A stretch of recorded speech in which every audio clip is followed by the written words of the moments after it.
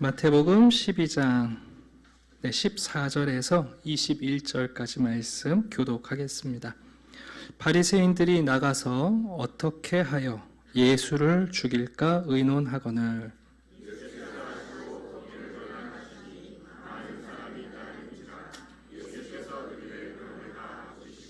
자기를 나타내지 말라 경고하셨으니 보라, 내가 택한 종, 내 마음에 기뻐하는 바, 내가 사랑하는 자로다. 내가 내 영을 그에게 줄 터이니 그가 심판을 이방에 알게 하리라.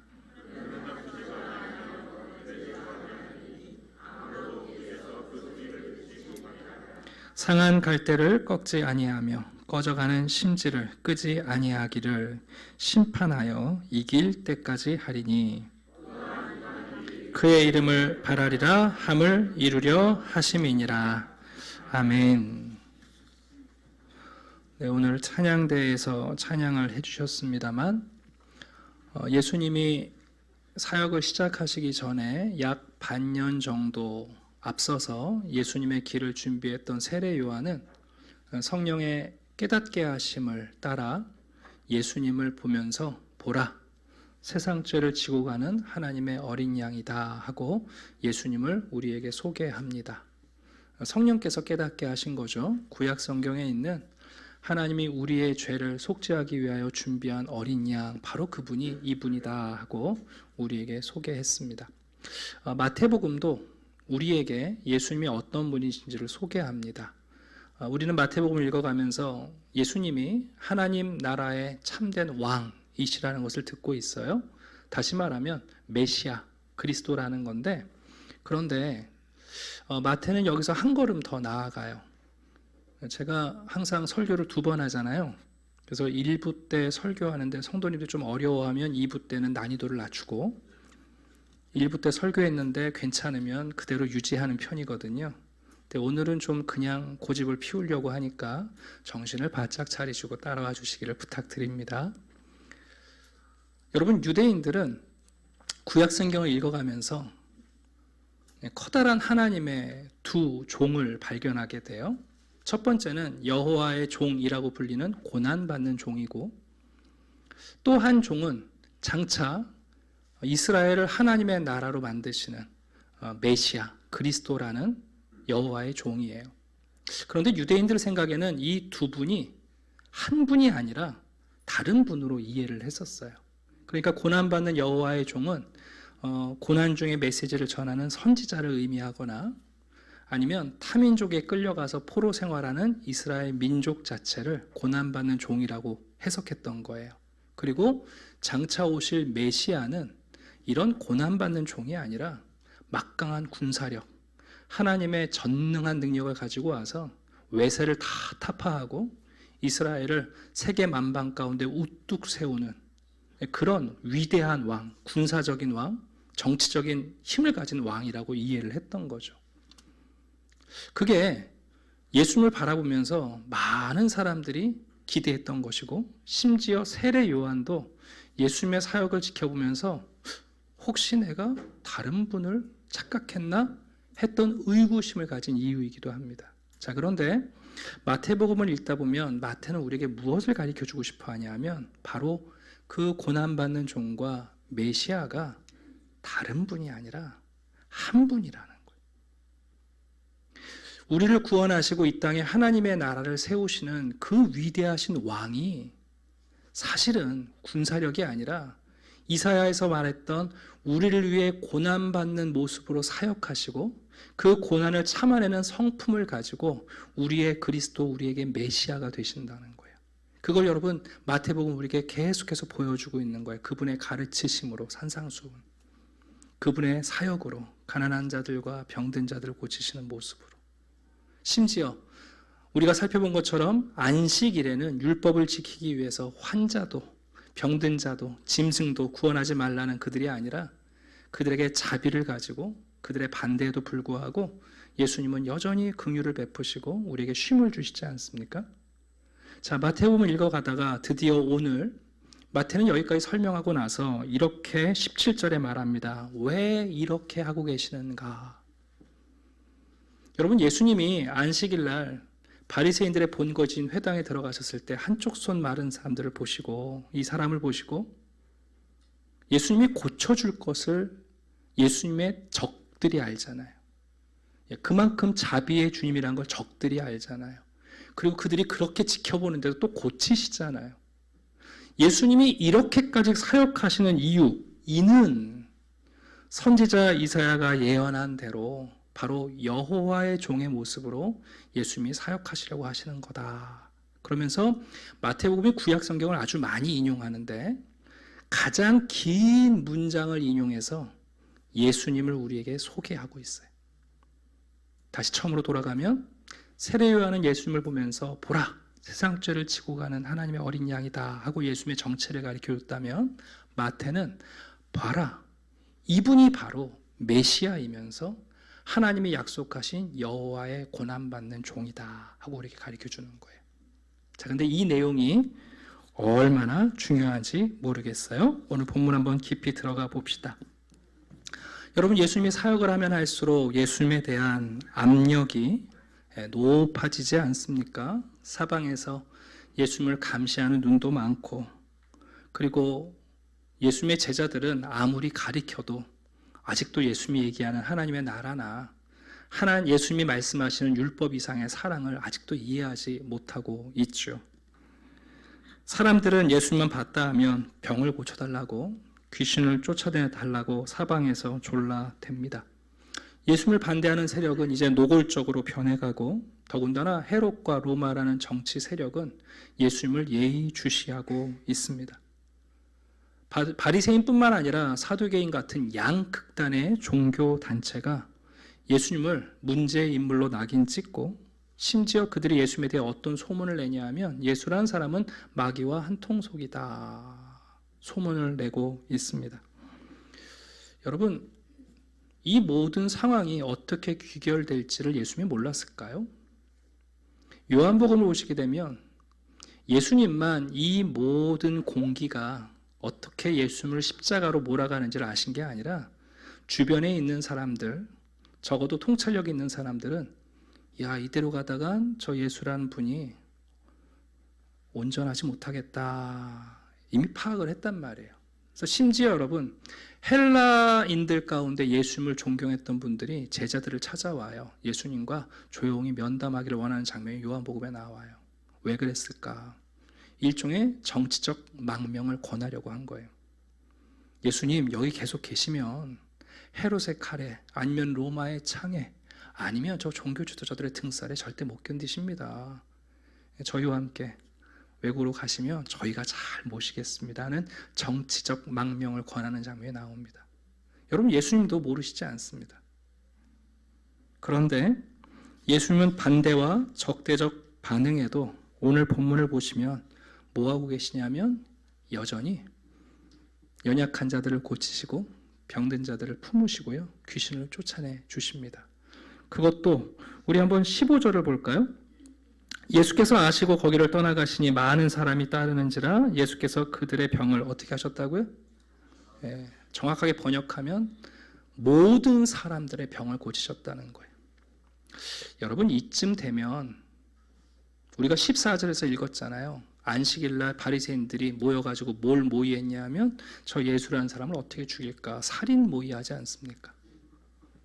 그러면 이쯤 되면 사람들이 나에게 따라올 때 우리가 묻게 되잖아요.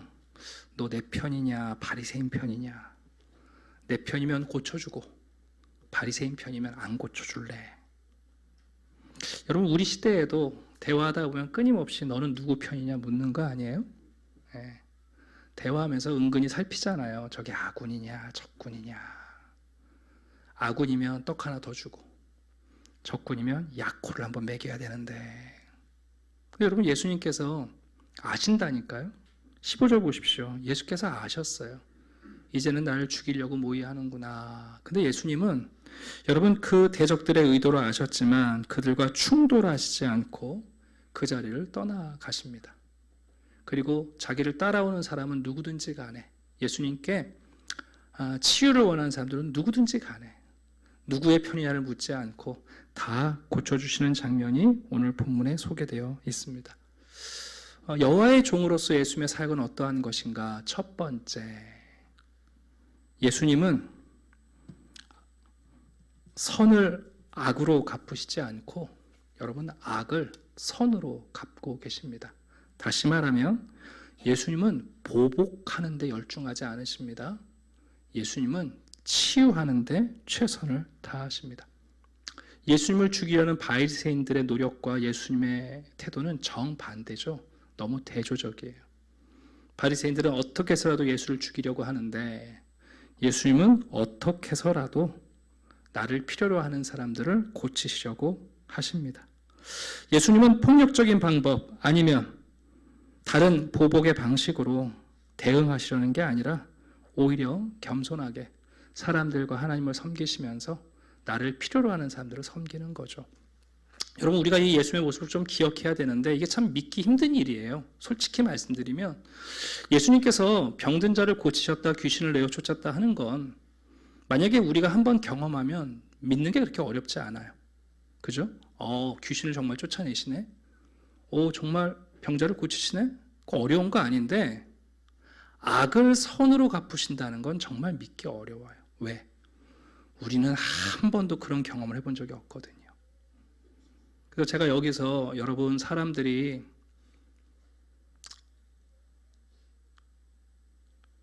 원수를 바위에 새깁니다. 그럼 다들 은혜 받으신다니까요. 맞아요. 고개 끄덕이시면서. 왜? 다 경험이 있거든요. 우리는 어렸을 때 부모님들이 사탕도 그냥 줘본 적이 별로 없어요. 노래 한번 해봐. 잘하면 줄게. 이랬거든요. 솔직히 말해서 우리는 악을 선으로 응답받아 본 적이 별로 없단 말이에요. 오죽하면 여러분 지금도 그 레 미제라블이라는 소설에 나오는 장발장 이야기를 전 세계 사람들이 들으면서 감동하겠어요. 그게 소설의 이야기거든요. 영화의 이야기란 말이에요. 실제 우리들의 삶에서 경험되는 이야기가 아니거든요. 그래서 예수님이 정말 악을 선으로 갚으실까? 잘 믿어지지가 않는 거죠. 근데 예수님은 정말 악을 선으로 갚고 계신 거예요. 사람들은 예수님을 잡아 죽이려고 하는데 예수님은 자기에게 오는 사람들이 내 편이지 누구 편이 묻지 않으세요. 다 고쳐주고 계십니다. 우리가 기억할 것은 예수님은 단순히 후퇴하고 계신 건 아닙니다. 예수님께서는 악인들의 심판을 여러분 하나님께 맡기고 있는 거죠. 그래서 여기 보면 다 고치셨다는 이 한마디가 예수님의 보편적인 자비를 보여줍니다. 여러분, 오늘날 우리 그리스도인들이 예수를 따른다는 것이 어떤 것인가 정말 우리 마음속에 확고하게 명확하게 여러분 이거 붙잡고 계셔야 됩니다. 안 그러면 우리가 조금만 힘이 생기면 우리도 호전적인 그리스도인이 될 가능성이 높습니다.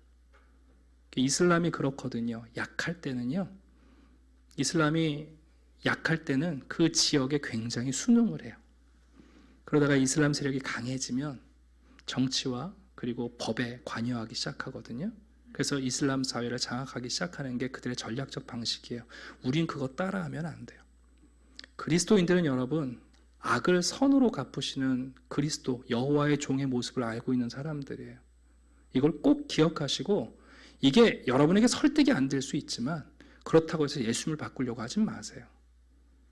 예수님이 원하시는 방식은 아니니까. 네. 그건 기도 아무리 하셔도 예수님께서 그래 하고 대답 안 하실 거예요. 여러분 혹시 보복하고 싶은 마음, 여러분의 정당성을 항변하고 싶은 마음이 있으시거든 거기에 에너지 낭비하지 마세요.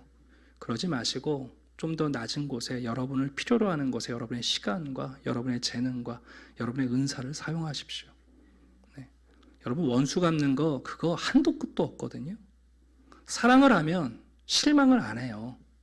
근데 여러분 복수하잖아요. 그때부터 더 불안해요. 언제 제 복수를 당할까? 그런 거예요, 여러분. 오늘 본문에서 예수님은 여호와의 종으로서 악을 선으로 갚으시는 여호와의 종의 모습을 보여주고 있습니다. 자, 그런데 그 다음이 또 중요해요. 예수님께서 그 모든 사람을 다 고쳐주시니까 사람들이 얼마나 고마웠겠어요. 그죠? 어디 가서 예수님 얘기하고 싶고 예수님을 홍보하고 싶고 자랑하고 싶을 텐데 우리가 복음서를 읽습니다만 예수님은 늘 언제나 자기를 나타내시기를 매우 주저하시죠. 네. 물론 거기에는 예수님의 치유 사건 때문에 예수님을 일종의 병 고치는 기적, 미라클 메이커로 이해하게 되면 예수님의 가르침이 방해가 되고 예수님이 가지고 오시는 하나님의 나라가 오해될 가능성이 높아서 예수님이 주저하시는 것도 있습니다만, 왜 예수님이 그렇게 하시는지 그 이유를 바로 이사야서 42장을 통해서 우리에게 보여주고 있는 거예요. 좀 어려울 수 있겠습니다만 제가 18절을 읽어볼게요. 이사야 선지자는 장차 이 땅에 오시는 여호와의 고난받는 종이 어떤 분인지 이렇게 우리에게 소개합니다. 첫 번째, 보라, 내가 택한 종. 근데 아주 기가 막힌 건 여기 나오는 종이라는 단어가 아주 특별한 거예요. 헬라어에는 일반적인 종을 얘기할 때는 둘로스라는 단어를 써요. 말 그대로 노예, 종이에요. 그런데 종을 가리키는 아주 독특한 단어가 있는데 이 파시스라는 단어인데요. 이 단어는 종을 가리킬 때도 쓰는데 어떨 때는 아들을 가리킬 때도 파시스라는 말을 써요. 이해 가세요? 여기 나오는 종이라는 단어가 파시스인데 이거를 좀 이해하려면 제가 예를 들어 드릴게요. 그러니까 이 파시스라는 종은 언제 쓰냐 하면 우리 집 종인데 아들처럼 나를 사랑하는 종이에요. 종은 종인데 이게 종인지 아들놈인지 구별이 안 돼요. 그럴 때는 둘로스라는 표현을 쓰는 게 아니라 파시스라는 말을 쓰는 거예요. 우리가 이제 앞에서 어떤 관원이 자기 집 하인 병 들었을 때 예수님께 오잖아요. 그때 그 하인이라는 단어를 파시스를 쓰거든요. 단순한 종이 아니라 아들 같은 종이 된 거죠. 근데 또 이 단어는 언제 쓰냐 하면 우리 집 아들인데 보통 아들들은 아버지 말을 거역하기도 하고 대충 죄가지고 하잖아요. 근데 아들은 아들인데 이 아들이 종처럼 아버지에게 순종하는 아들인 거예요. 그럴 때 아들이지만 파시스라는 단어를 써요. 누구를 떠올리시면 좋냐면 이삭을 떠올리시면 돼요. 여러분, 이삭은 아브라함에게 정말 귀한 아들이잖아요. 그죠? 근데 이 아들 이삭이 아버지에게 어디까지 순종하냐면 자기를 죽이는 아버지에게 마치 자기의 생사 여탈권이 달린 것처럼 그냥 순종해요. 그 이삭의 모습이 그래서 그리스도의 예표인 파시스인 거예요. 아들이야 종이야. 아들 같은 종, 종 같은 아들. 그럴 때 이 단어를 써요. 이사야가 얘기하는 거죠. 봐라, 내가 택한 나의 종. 이거는 아들도 되고 종도 돼요. 내가 택한 아들 같은 종, 종 같은 아들. 그는 어떤 사람이냐? 바로 하나님이 택하신 사람이고, 그리고 계속 보면 어떻습니까, 여러분? 온유한 분이죠. 네. 내가 기뻐하는 바, 내가 사랑하는 자다. 그래서 이 아들 같은 종이 하는 모든 일은 아버지인 주인인 하나님을 너무 기쁘게 하는 거예요. 그래서 하나님도 이 아들을 너무 사랑하시고 이 아들 같은 종, 종 같은 아들도 아버지이신 하나님을 너무너무 사랑하는 자예요. 그래서 여러분, 하나님이 어떻게 하시냐면 그 아들에게 성령, 하나님의 성령을 부어주셔서 그 아들이 하는 모든 일이 하나님과 동일한 아버지의 일이 되게 하시는 종이에요. 우리가 그 신앙 고백할 때 독생자라는 단어를 씁니다.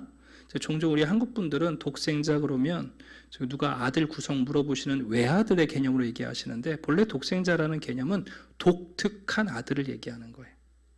여러 아들이 있는데 그 중에 하나를 얘기하는 것도 아니고 아들 하나라는 얘기가 아니라 이거는 유일무이한 독특한 아들이에요. 인류 역사 가운데 이런 아들이 없었던 거예요. 이렇게 아버지를 사랑하는 아들, 종이지만 아들보다 더 주인을 사랑하며 순종하는 아들은 하나밖에 없는 거예요. 그게 독특한 아들, 독생자라는 우리의 표현이에요. 여기 나오는 여러분, 이 아들은 어떤 아들이냐, 어떤 종이냐? 바로 하나밖에 없는 여호와의 종이에요. 그래서 그 종은 하는 것마다 하나님을 기쁘시게 하고 하나님을 사랑하고, 하나님은 그 아들에게 하나님이 주실 수 있는 하나님의 영을 부어주심으로 그 아들이 곧 아버지가 되는 일을 하게 하시는 거죠. 그래서 여러분 예수님이 완전한 하나님이시면서 완전한 인간이란 표현은 수학적 퍼센트를 얘기하거나 개념이 아니라 이 아버지와 아들과의 순종의 관계성에서 나오는 신학적 결과예요. 이게 참 귀한 표현이에요. 그러니까 여러분 재밌는 것은 예수님이 하나님을 기쁘시게 하면 할수록 바리새인들을 불편하게 하는 거잖아요. 네, 하나님을 사랑하면 사랑할수록 사두개인들을 불편하게 하는 거잖아요. 예수님이 하나님을 사랑하는 방식이 성전으로 기득권을 가지고 있는 사두개인들로 하여금 예수님을 공격하게 만드는 거고, 아버지에게 순종하려는 율법에 대한 사랑의 정신을 구현하시는 예수님의 모습이 바리새인들을 불편하게 하는 거라고요. 이게 무슨 얘기입니까? 예수님은 사두개인들 바리새인들한테 잘 보이려고 그들과 타협하시지 않는 거죠. 하나님을 기쁘시게 하고 하나님을 사랑하기 위해 그분은 그 독특한 그분의 행보를 행하시는 분이라고 우리에게 가르쳐 주는 거예요. 여러분, 그런 아들에게 하나님은 어떤 권한을 주시냐면 그가 심판을 이방에게 알게 하리라. 심판이라는 단어는 사실 여기서는 정의라는 단어로 번역하는 게 훨씬 정확해요. 이 아들이야말로 이 땅의 참된 정의가 무엇인지를 우리에게 보여줄 거라는 거예요. 여러분, 이렇게 하나님을 사랑하고 이렇게 하나님을 순종하고 기뻐하게 하는 이 종이야말로 이 땅의 참된 정의가 무엇인지, 하나님이 원하시는 정의와 공의가 무엇인지를 이 아들이야말로 이방 땅에 보여준다는 거예요. 참 놀라운 것은 마지막 21절 보게 되면 정말 여러분 이방인들이 어떻게 합니까? 그의 이름에 희망을 걸어요. 이분이 보여준 정의와 공의가 무엇인지 이방 사람들이 보고 그렇다, 이분이야말로 우리의 희망, 우리의 소망이다 하고 그 이름에 자기들의 운명을 건다는 것을 우리에게 가르쳐 줍니다. 여러분, 이 종은 대체 어떻게 정의를 구현하시는가? 그게 바로 20절의 내용입니다. 먼저 19절을 보게 되면, 여러분, 우리는 어떤 일을 할 때 좀 많은 사람들 앞에서 큰 소리를 치고 또 소리를 내야 사람들이 관심을 갖잖아요. 좀 예배 드릴 때마다 우리가 되게 조용하게 예배를 드리는데 누가 갑자기 큰 소리로 얘기하면 다 우리가 관심을 빼앗기지 않습니까? 또 우리 한국에는 그런 말이 있어요. 뭐 가만히 있는 애를 젖주냐, 우는 애를 젖주지, 그래요. 그래서 그런지 우리는 정의와 공의를 말하는 방식이 고함을 치고 소리를 지르는 데 익숙한 것 같아요. 톰 라이트라는 신학자가 이런 표현을 해 놓으셨는데, 평화를 원하고 평화를 위해 일하는 사람들의 주장은 언제나 더 많은 돈과 땅과 안전과 지위를 원하고 그것을 얻기 위해 싸우고 죽이기까지 할 수 있는 사람들의 외침에 묻히곤 한다. 이 세상의 관점에서 볼 때 위대하고 힘 있는 자들은 자신의 요구를 관철시키고야 만다. 세상은 목소리가 큰 사람의 요구부터 들어준다. 하지만 그것은 결코 여호와의 종의 길이 아니다. 여러분, 세상은 목소리 큰 사람이 대장 노릇해요. 아니, 더 많은 사람들을 모아서 소리의 볼륨을 키우면 사람들이 좀 귀를 기울여줘요. 근데 여러분, 예수님은 욕하지 않으세요. 예수님은 소리치면서 위협하시지 않는다고요. 지금 그 내용이 19절의 내용이에요. 이 여호와의 종은 다투지도 않아요. 들레지도 않아요. 비명소리를 지르지 않아요. 여러분, 예수님은 십자가를 지시는 그 순간에도 고함을 지르지 않으십니다. 소리를 치시면서 저주하시지 않습니다. 어느 순간부터인가 우리는 목소리 큰 것이 권위라고 생각하고 자기의 권리라고까지 생각하는 시대가 되었지만, 여러분, 여호와의 종은 그렇지 않습니다. 누가 말을 많이 하면 그분이 영향력 있는 것처럼 보이시죠. 목소리 가장 큰 사람이 가장 중요한 사람처럼 생각될지 모르겠지만 여호와의 종은 그렇지 않습니다. 아무도 그분의 소리를 듣지 못합니다. 여러분, 예수님이 오늘 우리를 섬겨주시는 것 같으세요? 아니면 멀리서 문 닫고 혼자 계신 것 같으세요? 왜 혼자 계신 것 같으시냐면 소리가 안 들리니까요. 근데 여러분, 예수님은 지금도 들리지 않고 비명 지르지 않으시면서 우리를 섬겨주세요. 그게 여호와의 종의 방식이에요. 우리는 공치사하고 내가 도와준 거야? 이 일 내가 한 거야? 여러분, 그 사람이 그 일 한 것 같죠? 그렇지 않다는 거예요. 근데 이 여호와의 종이 여러분 정의를 구현하는 방식이 아주 기가 막혀요. 그게 바로 20절의 내용입니다. 상한 갈대를 꺾지 아니하며 꺼져가는 심지를 끄지 아니하기를 정의가 이길 때까지 가신다. 그렇게 되어 있어요. 원어에는 상한 갈대와 꺼져가는 심지가 모두 앞에 등장해요. 여러분, 꺼져가는 심지, 상한 갈대가 뭘까요? 예를 들어 드리면 상한 갈대라는 건 여러분 갈대가 유연하잖아요. 그래서 바람이 불면 좀 잠시 누웠다가도 바람이 그치면 다시 서요. 그게 이제 갈대가 가지고 있는 복원력인데, 근데 누군가가 지나가다 여러분 그 갈대를 한번 툭 치면 갈대가 꺾이면 바람이 불었을 때 휘는 게 아니라 꺾여서 다시 못 일어나요. 그게 상한 갈대예요. 사람들을 만나보면 복원력이라고 하지 않습니까? 마음이 상하고 실패하고 좀 그래도 자기 복원력이 있는 사람들이 있죠. 옆에서 나를 일으켜줄 자원들이 좀 있고. 근데 여러분 사실 그런 게 없는 사람들은 한번 꺾여버리면 다시 일어나지 못하는 경우가 많아요. 꺼져가는 심지는 뭔가? 옛날에는 여러분 등불에다가 헝겊, 천조가리를 넣어서 불을 붙였거든요. 근데 기름이 다한 거예요. 그러니까 기름이 있으면 기름을 빨아들여서 불을 내고 조명을 밝힐 수 있는데 기름이 없으니까 이제는 헝겊이 탈 거 아니에요. 그럼 이제 빛은 점점 작아지고 끓음이 올라오는 거죠. 여러분 아이들한테 요즘 가스레인지 애들이 켜고 끄는 거 못하게 하시지만 촛불 같은 경우 여러분 끄라고 그러세요? 못 끄게 하세요? 촛불은 애들이 끌 수 있죠? 후 불면 꺼지니까. 꺼져가는 심지라는 말은 누구라도 여러분 후 불면 꺼질 수 있는 그런 자기를 지킬 능력이 없는 사람들을 얘기해요. 더 이상 자기를 태울 자원이 없는 사람들. 그런데 이 비유가 다양하게 쓰입니다만 사실 유대인들은 이 비유를 들으면 뭘 떠올리냐 하면 상한 갈대라는 말은 어린아이들을 얘기하는 거예요. 아이들은 여러분 부모가 지켜주지 않으면 사실은 홀로 설 수 없는 존재들이에요. 그래서 최근에 이제 영어 성경 같은 경우 의역된 번역들 보면 little ones라고 번역을 했어요. 작은 이들이에요. 어린 아이들이에요. 그러면 꺼져가는 심지가 뭘 상징하는지 대충 아시겠죠? 노인들이에요. 노인들은 죄송합니다. 이제 남은 기름이 별로 없어요.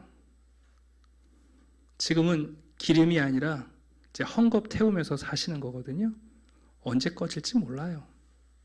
노인분들 예전에는 태권도 유단자라고 그러는데 나이 들어보세요. 지팡이에 걸려 넘어집니다. 이게 무슨 얘기일까요, 여러분? 여러분 세상 사람들이 말하는 정의를 가만히 들어보시면 세상이 말하는 정의는 결국은 힘 있는 자의 정의예요. 정의를 외치는 사람들은 꺾이지 않고 그리고 이미 기름을 가진 자들이 외칠 때가 많아요. 예를 한번 들어볼까요? 여러분 전쟁을 하는 나라치고 정의를 말하지 않는 나라는 드물어요. 왜 전쟁을 해야 됩니까? 공의와 정의를 위해서 전쟁을 합니다. 근데 이상하죠? 전쟁이 벌어지면 왜 정의를 외치면서 어린아이들은 버림을 받고 여자들은 도구가 되어버리고 노인들은 더 이상 우선순위에 있지 않습니다. 그게 세상이 말하는 정의잖아요. 근데 여러분 여호와의 종은 다르다니까요. 여호와의 종은 기득권이 말하는 정의가 아니에요. 그분은 정말 아무도 도와주지 않으면 돌보지 않으면 여러분 꺾여서 일어날 수 없는 사람들을 돌보시고 어떻게 보면 남은 인생이 얼마 될지 몰라서 더 이상 쓸모없다고 생각하는 사람들 그냥 후 불어서 빨리 꺼지기를 바라는 인생이지만 여러분 그 꺼져가는 심지를 붙드시는 분이에요. 언제까지 이렇게 하신다고요? 심판하여 이길 때까지 정의가 완성될 때까지 지치지 않으시고 일을 하신다는 거예요. 이게 여호와의 종의 모습이에요, 여러분. 그러니 여러분 이런 종의 모습을 보면 이방에 있는 모든 사람들이 드디어 예수를 보면서 희망을 찾는 거예요. 저 이름에 희망이 있다. 저 이름에 희망이 있다. 내가 아무것도 할 수 없었던 어린아이 때나 내가 더 이상 쓸모없는 노인이 되어도 저 이름에 나의 소망이 있다. 여러분들은 중요한 분들이십니까? 여러분들은 남들이 알아주는 특징이 있는 분들인가요? 아니면 평범한 재능은 있지만 그 재능이 언제쯤 가치가 다 될지 모르는 시한부 재능을 가지신 분들은 아닙니까?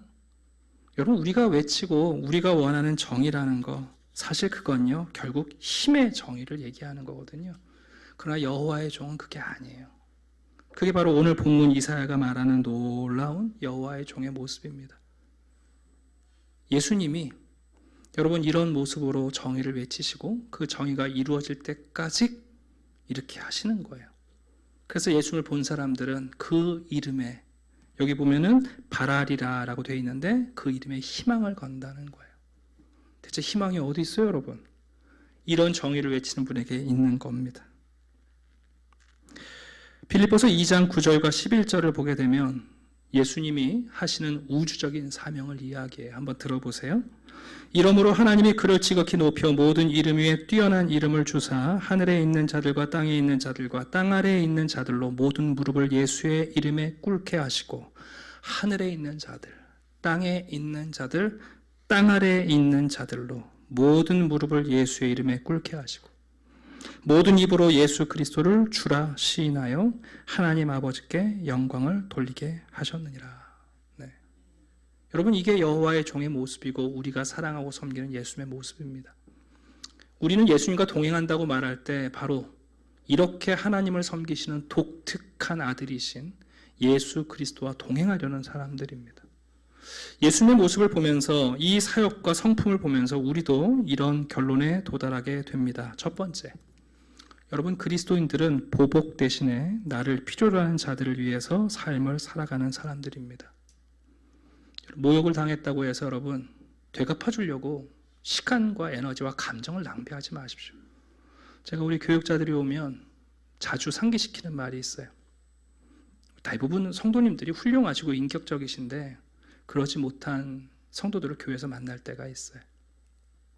굉장히 공격적이고 모욕적이기도 하고. 제가 그때 무슨 얘기를 하냐면 핑퐁 게임을 시작하지 말라고 그래요. 상대가 스파이크를 쳤다고 해서 내가 기회 봐서 스파이크를 날리면 그때부터 여러분 탁구, 핑퐁 게임이 시작돼요. 언제 끝날까요? 안 끝나요. 여러분, 우리 그리스도인들은 보복하기 위해 살아가지 않아요. 우리는 오히려 그 에너지가 있으면, 그래, 내가 조금 더 낮아져서 나를 필요로 하는 사람들을 위해서 나의 시간과 나의 재능과 내 은사를 쓰면 돼요.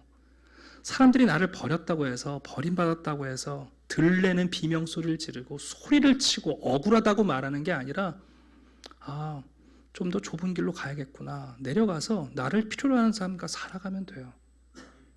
여러분, 그게 그리스도인의 삶인데 그게 그렇게 쉽지 않죠. 그러나 그게 여호와의 종이요, 그게 하나님을 기뻐하신 일이요, 하나님을 사랑하는 사람들의 모습이에요. 예수님이 보복하려고 모의하시지 않아요. 자기를 필요로 하는 자들과 더 오래 머무십니다.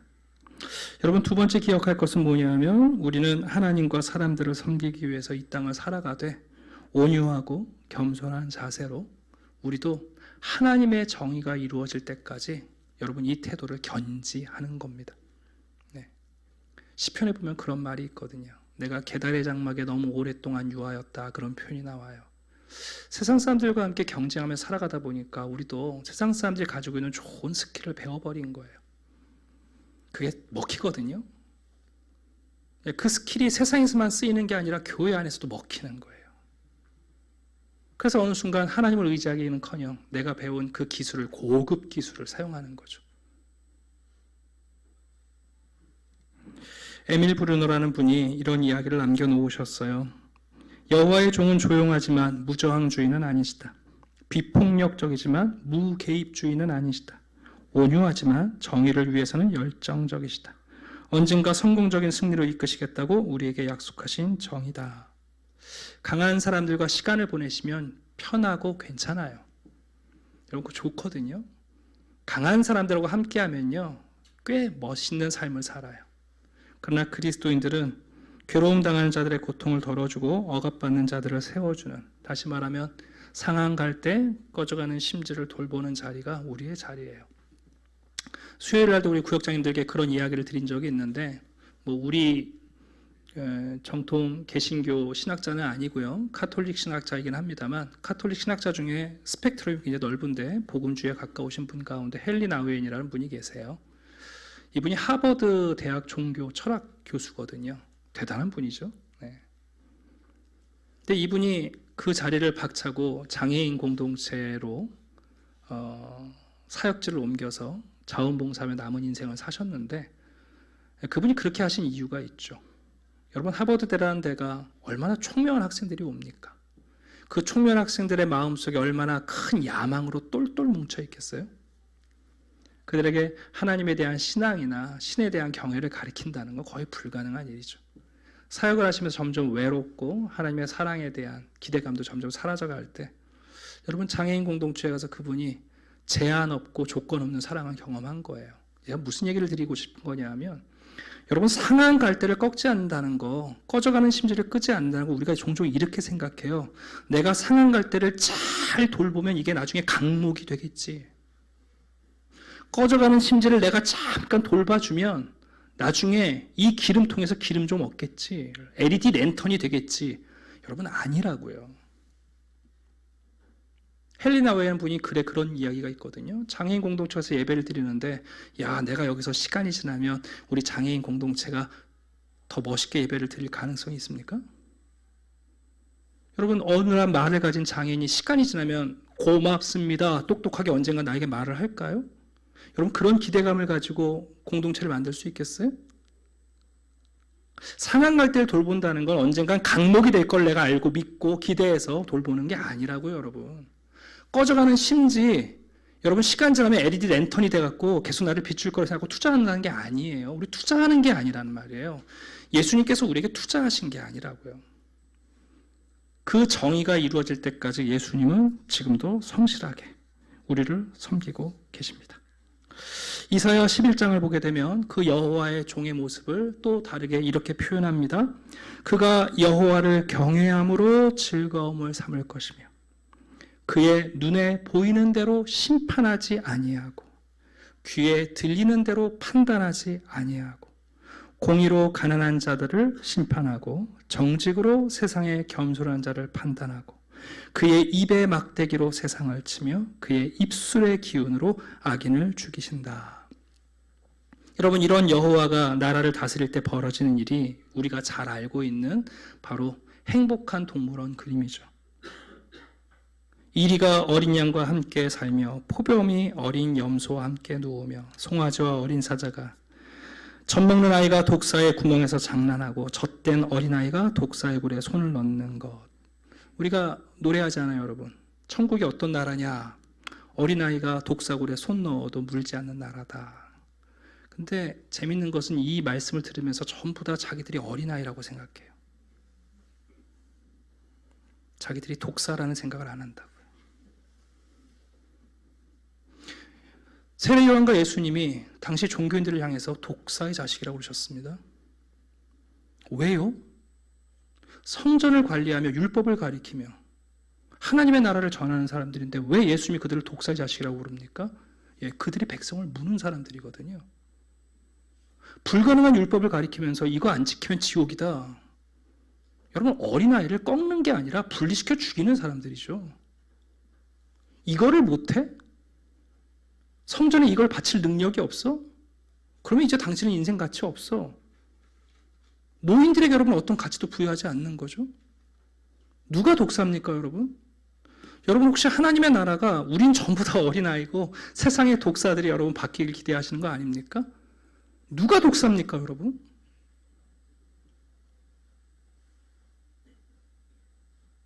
바리새인들 여러분, 안식일에 회당을 떠나서 예수님 죽이려고 하는 사람들 독사 아닙니까? 누가 독사입니까? 사람들은 걸리적거리는 사람이 있으면 밀치고 나가는 경향이 있습니다. 그때 여러분 부러진 사람들은 죽는 것이고 흔들리는 불꽃은 드디어 꺼지고 맙니다. 아무런 아쉬움도 없고 오만의 길에 익숙한 우리들, 그러나 예수님은 소란 피우시지 않고 우리를 고요히 치유하시며 그분의 이름에 희망을 걸도록 하고 계십니다. 그냥 오해나 하지 말고 들으세요. 목사니까 늘 고민이 있잖아요. 또 우리 시대의 현안에 대한 고민들이 있어요. 제가 이런 낭만적인 생각을 좀 해봤어요. 우리 의사분들이나 또 당국이나 우리 의사 선생님들은 너무 자기 이익을 밝히는 것처럼 생각도 되고 또 당국은 너무 권위적인 생각도 좀 들고 제가 그냥 이런 엉뚱한 생각을 한 거예요. 그냥 엉뚱한 생각. 우리 전공의들이 사직서를 내지 않고 만약에 이 긴 시간 동안에 낙도나 시골에 가서 의료봉사를 하기로 작정했다면 어땠을까? 그런 방식으로 혹시 본인들의 가치를 드러냈다면 어땠을까? 정부가 무조건 의사를 면허를 취소하는 게 아니라 너무 수고 많았다. 3개월 휴가 줄 테니까 우리 한번 길게 생각해 보자. 그랬으면 어땠을까? 우리 가운데 그런 정의는 우리에게서 나오지 않는 거죠.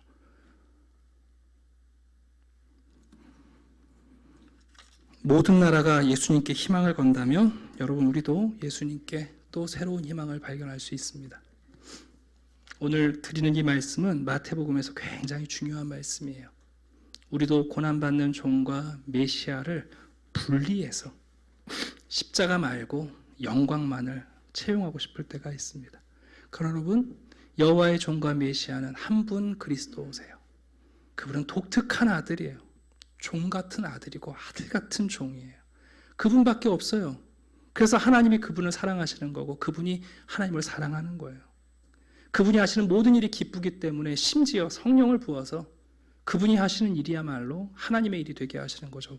다음 주 살펴보겠습니다만 그 바로 다음 내용이 그래서 성령 회방죄가 나오는 거예요.